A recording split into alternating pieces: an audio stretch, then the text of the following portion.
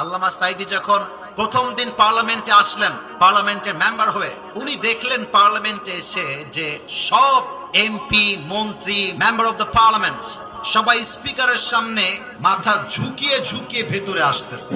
তো আল্লামা সাঈদী তার পাশে একজন সংসদ সদস্য, উনাকে বললেন যে ভাই, আচ্ছা এই লোকেরা ঢোকার সময় রুকু দিয়ে ঢোকে কেন? তো উনি বললেন যে হুজুর, আসলে রুকু না, এটা নিয়ম যে স্পিকারের সামনে মাথা ঝুঁকিয়ে সম্মান প্রদর্শন করেই পার্লামেন্টে অংশগ্রহণ করতে হবে।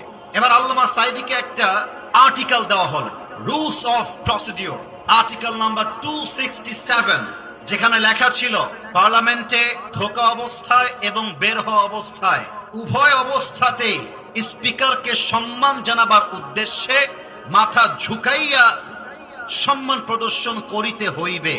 এই কথা পড়ার সাথে সাথেই আল্লামা